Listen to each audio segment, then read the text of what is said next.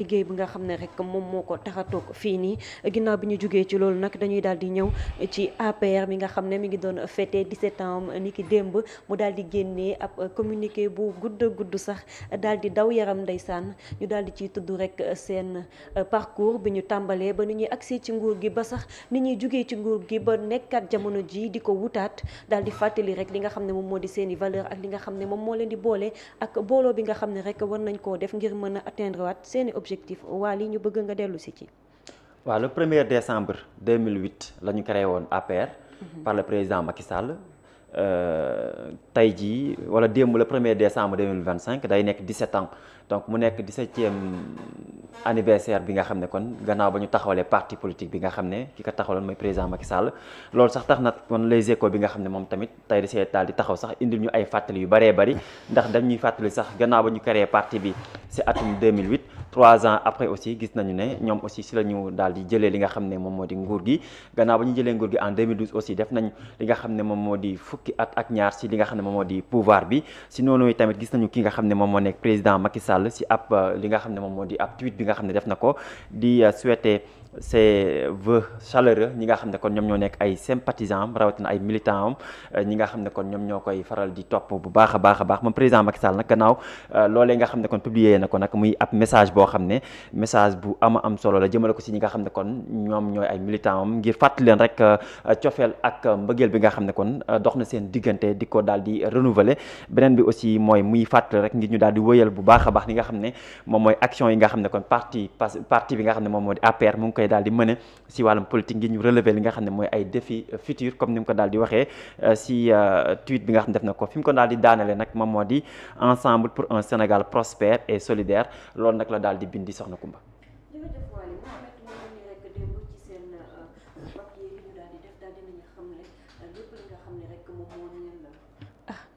micro bi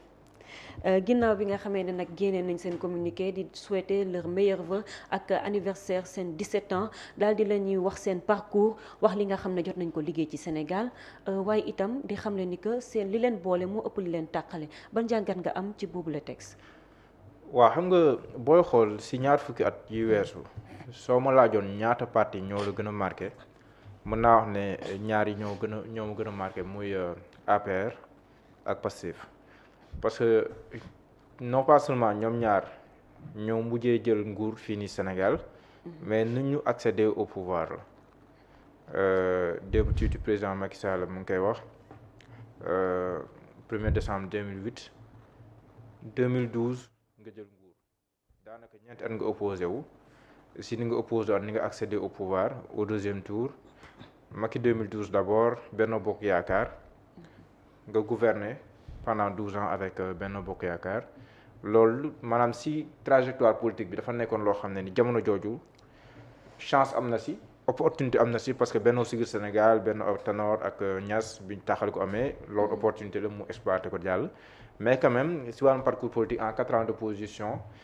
jógee si nguur nga opposé au 4 ans jël nguur loolu quand même c'était marquant à l'époque beneen bi la Pastef parce que ni mu tuddoo yi tamit nekk si benn àll boo xam ne nii ay till ki ñay doo nga si nekk mais mu percé mu lëndëm lool parce que Pastef bi ñu doogaa door damay dalal Souleymane Diop mu ne bi muy doogaa gis waa Pastef dafa kontaan parce que dañoo ñëw rek distingué wu par seen apport au débat public surtout les questions de finances publiques la bonne gouvernance ak yu demee noonu ñu ràññee consul bu baax a baax nu ñëw ba 2000 ba pare def monter en puissance aussi 2017 plus fort reste Ousmane Sonko député à l'Assemblée nationale 2019 15% 2024 nga jël nguur gi 54% donc mu nekk benn montée fulgurante boo xam ne nii si wàllum combativité mu feeñ ci ñàmbaar mu feeñ ci pexe stratégie mu feeñ ci loolu yëpp feeñ si 10 ans boo xam ne ni mën nañ si bind téere yu riche te defe naa ne sax journaliste ñu mel ni ñoom Bira ñi nga xam ne dañoo suivre tout le processus war nañ gaaw bind si téere parce que sinon moom dinañ dem ba modifier histoire parce que sax tàmbali da quoi mais loolu boo gisee ñaayoo kon mën nga wax ne kon si 20 dernières années yi ñoo ñaari parti yi gën a marqué histoire politique bu Sénégal man loolu sama jàngat la seen xeex ñoom ñaari tamit bokk na si xeex yi gën a métti si ñun lu ñu fekkee ay nit dina la raconter ay événements yi fi xewoon yu tar mais si ñun lu ñu fekkee si 20 dernières années yi tam mu nekk xeex bu méttee métti mais mu am ñaari gis-gis yu wute yoo xam ne ni dañoo confronté wu ba benn bi jël le dessus sur l'autre nekk président. mais dafa am tamit wax naa leen bool li wutal mais dafa am tamit loo xam ne dama koy gis ci président Diomaye mu mel ni gisoon naa ci président Macky Sall may laaj na est-ce que kon président Diomaye du mujj fii président Macky Sall mujj woon. parce que président Bassirou Macky Sall dafa fal en 2012 son premier discours à la nation le 3 avril 2012 mu ne je ne protégerai personne wax ko 2 fois je ne protégerai personne. président Diomaye dafa falu rek moom sax moom lu raw wax la def parce que dafa falu rek joxe ay signaux docteur Cheikh Dieng ñu am ay soupçons yooyu nga tegi ko. comprendre nga donc ñu ne kii moom wax dëgg yàlla kii moom du protéger kenn mais ñuy dawal ba si biir am loo xam ne ñu ngay wax ne que président moo ko wax te amagul démenti ba tey si koo xam ne nii yow posoon acte yi woon na ko protéger too kenn.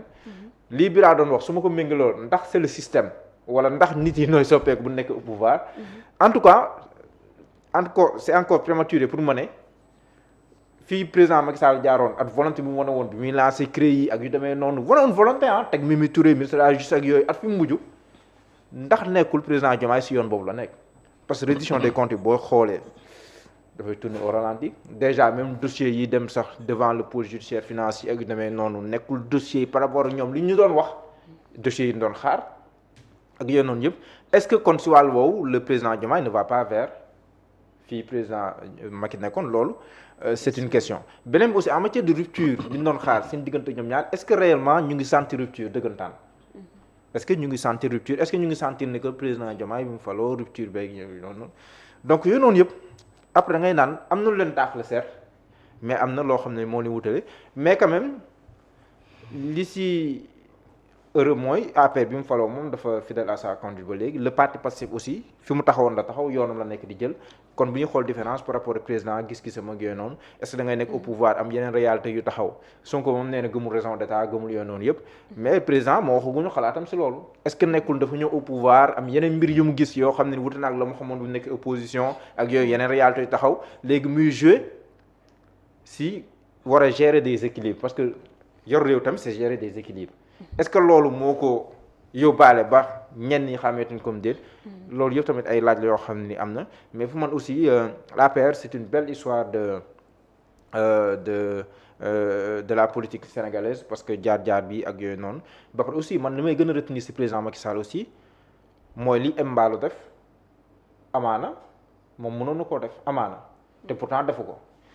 au dernier moment organiser na ay élections at li ci xew yëpp mais organiser ay élections joxe pouvoir si ñu mu gën a rafetee dem yoonam man ça je retiens ça du président Macky Sall 2 choses benn force wul 3e mandat te bu ko neexoon force te gëm naa ne bu ko bëggoon conseil constitutionnel bi di ko bañal. mais est-ce qu'il avait le choix aussi. waaw loolu yëpp par rapport à la population sénégalaise par rapport aux autres. waaw mais président Abdoulaye Wade population sénégalaise déterminé woon na pour bañ troisième candidature te pourtant teg na ko. mais mën leen wax parce que booy xool sa déclaration du 3 juillet dafa def un choix très clair. bi mu naan damaa renoncer à une 3e candidature booy xool li ëpp solo ci discours am kenn la ko jagleel muy Ousmane Sonko loolu man ni ma ci déggee mooy diggante 3e candidature ak bàyyi Ousmane Sonko bokk ak ma bañ a am 3e candidature tere Ousmane Sonko bokk ñaareel balaa tànn parce que boo dégluwaatee si lay naan je ne transigerai jamais avec les pourfendeurs de la République am na nu mu ko waxee woon noonu. am na benn expression bu mu utiliser woon noonu donc loolu c'était un signal buy wan ne que entre Ousmane Sonko 3e candidature man bàyyi naa 3e candidature pour jàkkaarloo kii parce que ñaari moom mënut a woon ànd moom. il a fait ce choix après au dernier moment bëggoon na reporter ay élections yi mais au moins man je retiens ces deux choses là benn deful 3e candidature ñaar transmission bu paisible def na ko ci pouvoir bi ñu mu joxee pouvoir. mais il y avait beaucoup de morts aussi sur son magistère aussi. waaw am na c'est la tache noire. voilà c'est la tache noire. loolu c'est la tache noire. mais léegi nag ñii ñoo war a édifier parce que président Macky Sall boo ko laajee lan la lay wax nee na moom rëccuwul dara. nee na parce qu'il fallait défendre la République moom noonu la taxawee woon boo laajee Ousmane Sonko lan la lay wax dañ ki fi nekkoon wala ñi fi nekkoon ñoom ñoo faat ay doomu Sénégal dafa war a leer donc entre ces deux là. entre ces deux discours kan moo war a départager la justice fiat justice amul ñii dañuy tuumaalante rek di nga dernièrement sax les déclarations doon génn mooy drone yi kii doon wax yow di insinuer parce que am na ku ne bés bu lépp leeree ba ñu gis ñii jóge woon barab sàngam si réew mi di ñëw ñii jëloon bato bi am na lu ñuy insinuer donc tuumaalante leen toll donc justice rek moo mën a leeral wax ne que par rapport à tel fait kii mooy coupable bu loolu amul tuumaalante rek la tuumaalante après mun nam dañuy dem fiat kii itam di fàttaliku li amoon comme ni ñuy fàttalikoo Thiaroye 44 ak yu demee noonu mais je veux dire loolu c'est la tâche noire du deuxième mandat du président Macky Sall d'accord naa si second mandat d'accord naa si waaye loolu tam jàngal nañ si war def pour que lu mel noonu bañ amaat te bokk na si pour que lu mel noonu bañ amaat mooy que mu am ay sanctions pour que kenn bañ koo xalaataat mais beneen bi aussi sànq Bira mi ngi wax la reddition des comptes yi demee noonu maanaam le bilan immatériel fu mu toll ni président Diomaye tamit bilan immatériel ñu ngi koy xaar c'est vrai que voté lu ñu ay lois yu bari accès à l'information lanceur d'alerte déclaration de patrimoine teg na OFNAC bu bees ak yooyu noonu yëpp c'est vrai li fi taxaw la mais ñun premier ministre dem na fi jël jet privé dem Abu Dhabi ñëwaat est-ce que am nañ ci information ba tey à part lu ñu wax am na noo si waxee sax ñu jàpp la diffusion de fausses nouvelles pour dire qu'il y a des lois qui sont votées mais en réalité est-ce que ñu ngi teg ay actes yoon ne que ñu ngi wóyal wàllum transparence ak ñu demee noonu fonds politique gu président Bassirou Diomaye Faye ñaata la ñoom ñoo noonu fonds politique yi dañ koy xoolaat même le président du parti Pastef wax na ko ci terrain meeting bi président Diomaye la moo ci position am est-ce que ñoom li ñu waxoon ak fonds politique yi ñoom ñu ngi ci donc beaucoup de choses yoo xam ne nii ci wàllum passeport diplomatique yi est-ce que ñu ngi koy jox ñan ko war a jox est-ce que ñu ngi koy joxe nan ko war a joxe est-ce que ayant droit yi ñu ci am droit est-ce que ñu ci amul droit nekkuñu ci am droit loolu ce sont des questions que je pose mais boo ci xuusee léegi ni mun ne la woo ne la diffusion de fausses nouvelles te pourtant accès à l'information yooyu dafa doon disponible boo si bëggul xibaar est-ce que mën nga ko am mën na la opposer yenn saa yi c'est vrai que nag accès à l'information dafa am ay limites warul laal secret défense warul laal la santé du président warul laal nanga mais am na si yoo xam ne ni valablement sénégalais war na si mën a am information surtout lu laal les finances publiques ay yu demee noonu bind nañ ko voté nañ ko promulgué nañ ko mais est-ce que dans la réalité noonu lay demee dafa mel ni bi président Macky Sall di teg OFNAC naan OFNAC pour ñun la créé pour ñeneen ñi la mais après gis nañ ni mbuju c'est que teg ay mécanismes ay nguur dañ koy def mais parfois dañ ko fii teg rek mais pour rek décorer seen voilà seen ay seen arsenal yi ñu teg ci wàllum kii yooyu mais dans la matérialité ak leneen ak ku doon naan je ne protégerai personne fa laay daanale président Macky waxoon na ko après defal la mujj défendre ñoom Cheikh Oumar Anne ak yooyu noonu mooy ñun épingle loon ba pare sax bay ngaañ OFNAC ñoom Bougazeli voilà ñoom Bougazeli moom dafa mujjee génn liberté provisoire ba tey jii te moo noonu je ne protégerai personne président Diomaye wax na ne ku ko woon lu ñu bëri sax moom ngay dimbali parce que moom saa su ko gisee dina def la mu sa war a def mais président Diomaye bu nekkee lañ ko waxal de moom moo ko wax kon kay man kooku dara du ma weddiloo ne day protéger ay nitam kon bu leen soxlaa comme pour dire que entre les discours et les actes parfois il y a la mer à boire te gars yi nag say actes la leen di xaaree si kay comprendre ne que ba noonu noonu ŋaañee Macky Sall mais tanewuñu ko si bu ñu xoolee rek si actes yi ñuy posé ñoom tamit yenn saa yi bëri na ñoom li ñuy def bu Sonko nekkoon opposant coow li kenn du ko naatable ñoom bëri na ñu ni def ñoom bu Sonko nekkoon opposant kenn du ko naatable coow li moom mais pour dire que mën na am seen système mën na am réalité du pouvoir la mais il y a beaucoup de choses à revoir dafay indi li ñuy wax naan réalité du pouvoir. Voilà la réalité de celui qui est au pouvoir. Soit la réalité du pouvoir wala la réalité de celui qui est au pouvoir. Parce que pouvoir aussi dafa am lu muy àndal am ses délices pouvoir dafa am ay neexit comme nga ni jet privé man jet privé bi moo ma ci xaw a kii pourquoi jet privé bi nekk en fait c'est comme si. jet privé bi voilà premier ministre warul dugg jet privé. warul voyager. mais ñu mën a xam dans quelles conditions transparence ñu mën a xam dans quelles conditions. li nga ko jëlee bu nekkee da nga ko loué ñaata la. bu nekkee dañ leen ko abal ndax dañ leen ko abal. loolu pourtant au moins cette fois-ci. oui ñu ngi xam ni jët na jet privé. non voyagé na non ñu ko yëgal Madiambal Diagne moo ne ko ñu ko yëgal. c'est-à-dire amul benn communiqué préalable boo xam ne def na ko bu yëgal ne premier ministre Ousmane Sonko. Madiambal Diagne bu bindul woon mën naa ñu ko yëg ci yan conditions lay demee aussi. xam nga keroog assemblée wax na lu leer. waaw sama voyage bi mujj. am na lu ñuy nesta am nañ ci yaakaar. ni bu sottee dina doon lu ngëneel ci askan wi. mais mënaguñ cee wax parce que sotteegul. Effectivement mais est-ce que tamit yëf yi noonu la war a demee tamit. est-ce que bon ñii tàmbal nañ ñu lu ñuy def yëgal ñu mais loolu lu bees la bu njëkk Sénégal président day wër le globe nii da koy wër nii comme bon lui semble du ñu jox benn compte rendu. loolu jamonoy Abdou Diouf la doon am président voyagé ñëw à l'aéroport tag micro yi di ko xaar lii laa wuti woon kii laa dajeel lii laa doxi woon nangam. mais avec les libéraux c'était pas le cas c'était pas le cas te président daawul toog 15 jours te génnul dëkk bi des fois mën na absenté ci réew mi diir. premier ministre dajale premier ministre dajale tout gouvernement Amadou Ba ni tir noonu la ko doon tooñ waaw télé tukki Touba voilà te est-ce que daan nañu jox compte rendu est-ce que daan nañu wax ni Sénégal dem na fii may nañ ñu don jox nañ président bi lii ci xaalis yooyu yëpp daawoo ko dégg te yooyu yëpp da doon am donc je pense que y a pas encore péril en la demeure président premier ministre jël na jet privé dem nañu kenn xamul lu mu doxi ñàkkul ni bu sottee comme ni mu ko waxalee boppam amaana dinañu wax lan la doxi woon léegi nag li ci des mooy communiqué APR bi liir naa ko mais bi ma ko liiree deux passages je pense que communiqué bi daal vraiment communiqué la nii rek c'est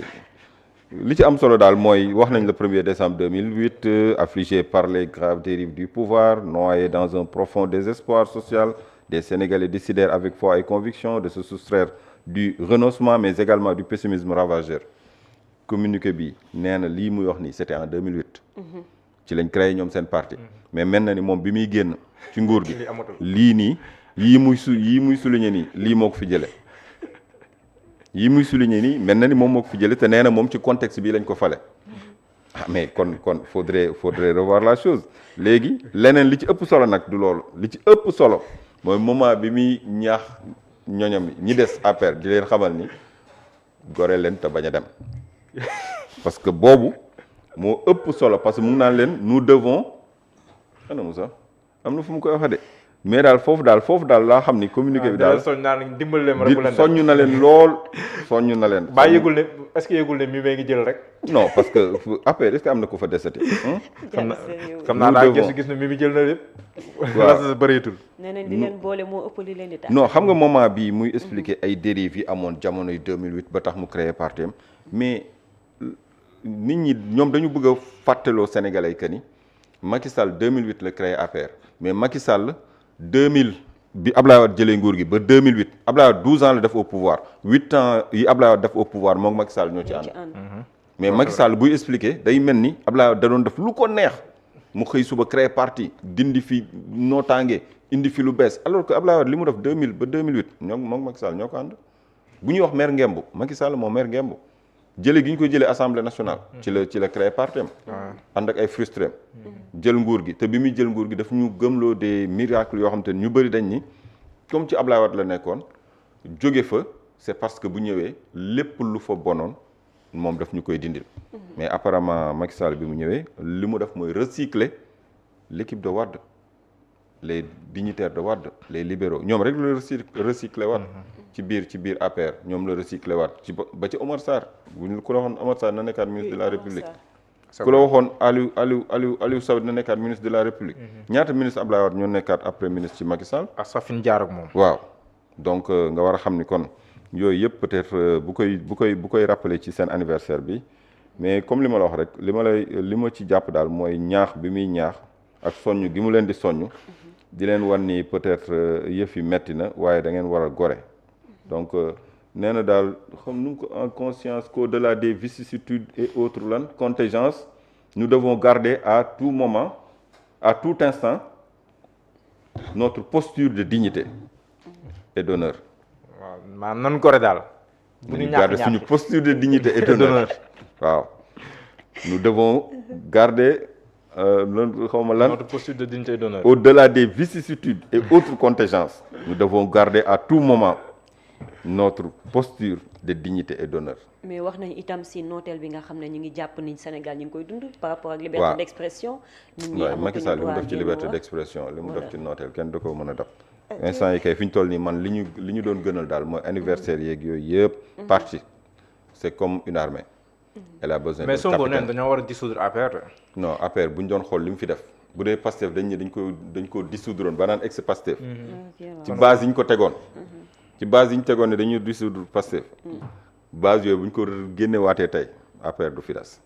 li fi jële woon Pastef kon du fi bàyyi APR effectivement d'accord parce mais que leneen la aussi boo xoolee te moo gën a grave parce que ay vidéo ngay gis ay vidéo ay nervi yor ay ngànnaay bu ñu paree seen sale besoin dugg biir APR pick-up yi mais écoutez te ñëpp xam nañ ni affaire yi depuis les marrons du feu la démarré. mais Macky Sall rappelé na à une poursuite de l'action pour relever les défis futurs. est-ce que défis yooyu noonu ak fi réew mu toll ak moom fu mu nekk ci réew mi am ñu naan APR amatu fi place amatul kaddu défis futurs yi bu ñu koy wax aussi ñëpp xam nañ ne kon na si boole waale ñëw Sénégal tamit. waaw moom laay wax nee naa la armée dafa soxla njiit. armée dafa soxla njiit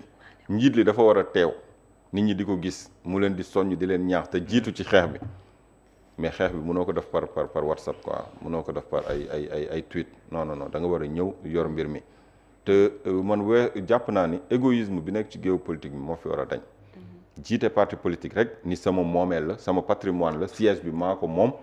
chaise ya fa nekk maa ko moom lépp lu ci kii bi lépp lu ci siège bi maa ko moom ku fa war a dugg sax maa lay jox caabi nga dugg wala nga génn est-ce que sax waa APR est-ce que duñu xool ni. du ñu xool vérifier siège u APR bi est-ce que defuñu ko ci patrimoine Macky Sall du ñu vérifier loolu ba pare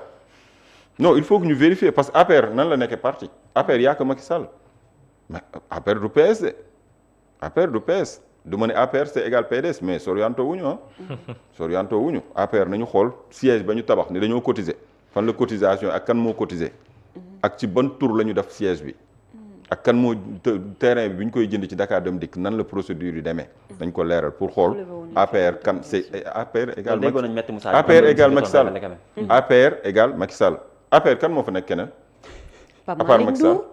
am na kii le député Abdou Mbow ñoom ñu ngi tenir le flambeau ñu ngi mener les combats waaw vraiment dañoo restructurer waat parti bi jox leen fan yi ay ndombal tànk mais dama la bëgg wax APR l'âme de l'APR ñan ñoo fa nekk APR à part Macky Sall kan mooy kilifa APR amul kilifa APR amul numéro 2 amul numéro 3 amul kàngam amul membre fondateur yaa que Macky Sall dans l'APR mooy buur mooy bumi bëggul musul 2008 ba 2025 musul nangoo structuré parti waaw loolu nag lan lay tekki mooy ku iñaande sëg ndono sa dee dina ñaaw de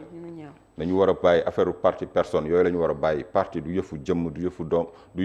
yëfu sant parti ñu ñëpp war a bokk la ba nga xamante ni dañ ko war a structurer ku nekk am ci cëram pour l'histoire mais APR ni ma ko gisee nii moom vraiment wali